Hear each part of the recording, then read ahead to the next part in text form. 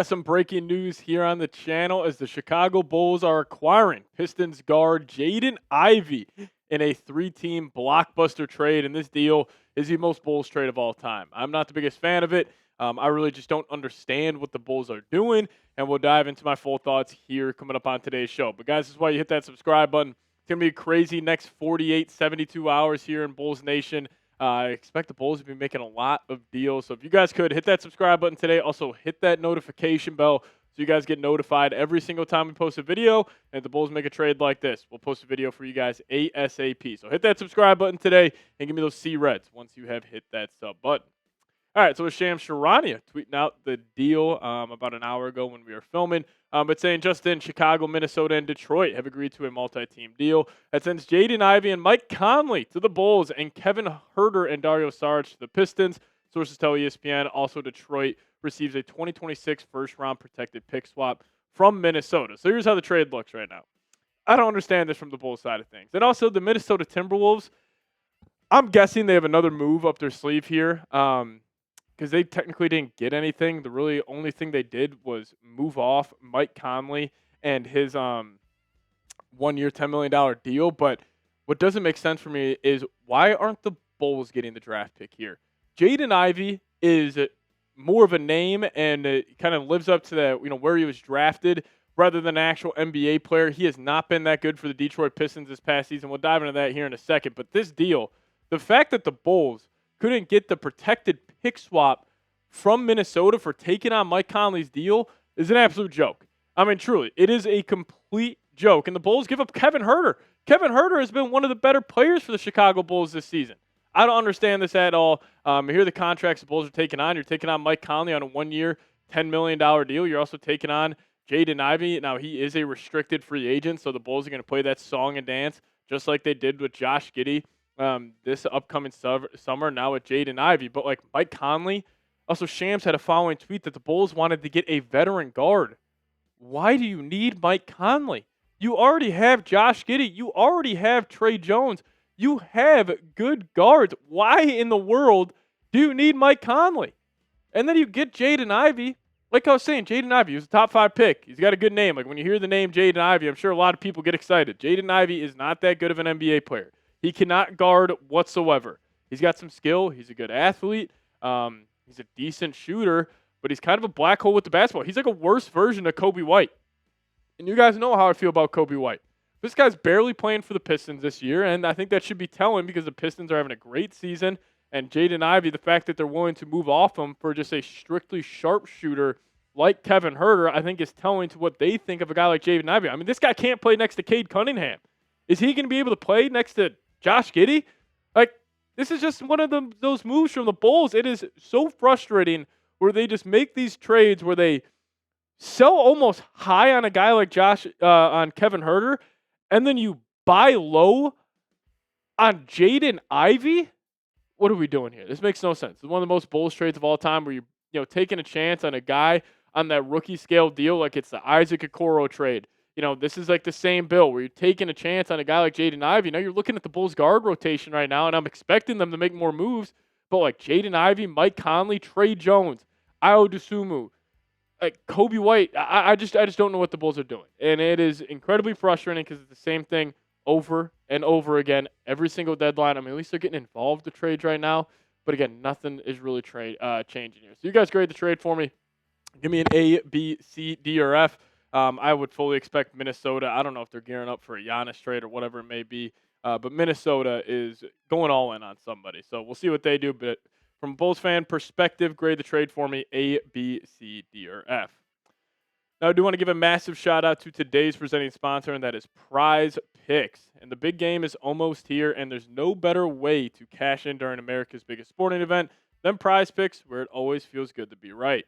And since the big game is right around the corner, that also means it's your last chance to get into the football action before next season. So close the season outright with Prize Picks by getting $50 instantly in lineups when you play your first $5. Prize Picks is also awesome because it allows you guys to find your community on Prize Picks. With the new social feeds feature, you can share Prize Picks with your friends and copy lineups from winners with a single click. Copy lineups you like or use them as inspiration for your own picks. You can even follow Prize Pick partners like us and tail or fade our picks with just one click. And this week, Prize Picks has a special max discount for the big game. It's live in the app now. Drake May just needs one passing yard for the max discount to win. Just add another player to your lineup, and if your pick hit, you can cash in. So download the Prize Picks app today. I'll have this link for you guys in the comments section and description of today's show. And plug in promo code CLNS to get $50 in lineups. After you play your first $5 lineup, it's promo code CLNS to get $50 in lineups. After you play your first $5 lineup, but shout out to Prize Picks for sponsoring today's show. Prize Picks, it's good to be right. All right, let's talk about Jaden Ivey here. This really does fit the Bulls' billing of like what they're looking for in every single trade. It is that guy who's not really working out with the team that drafted him. They're going to take a chance on him, who's a good athlete. He's got some skill to him, but this guy is just not a winning basketball player, and he really does fall in the billing of like the Kobe White, the Zach LaVine tier, where you have these players who are very skilled basketball players. They're skilled NBA players. If you saw Jaden Ivey playing at your local LA Fitness, you're probably telling yourself this guy's a top 50 player in the entire world. He's kind of a black hole with the basketball. He plays no defense, and he's just, again, like, I don't know what the Bulls' fascination, and especially our tourists, with these guys that don't guard. Like, you have, I mean, you're trying to build around Josh Giddey, who's not a good defender. The center you have refused to trade in Nikola Vucevic can't defend. You have Kobe White, where you refuse to trade him for the last year and a half, who can't defend. Like, even Modest Buzelis, I expected more out of him from the defensive side of the floor, but is he really that much of a plus defender? Like, he's good off ball. He shows flashes, but I thought there would have been more. I would assume it was a fantastic defensive guard, but, like, the Bulls just refuse to get guys who play defense. Even Isaac Okoro, at least from the Bulls games, that I've really watched start to finish this year, he doesn't necessarily impress me that much. And this, again, this is just like a purgatory move for the Bulls. Another trade where the Bulls get no draft capital. You move off Kevin Huerter. Oh, I don't know if there's a first-round pick out there or a second-round pick out there potentially, but what do you get? You get Jaden Ivey. And that's really my biggest gripe with this trade, is that instead of trying to get draft capital, like look at the Memphis Grizzlies, what they have done over the last two seasons.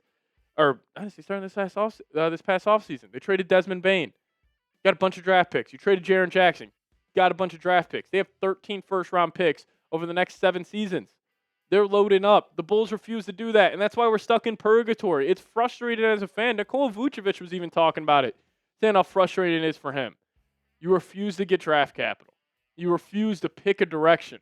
You just want to stay the same. You want that play-in tournament game.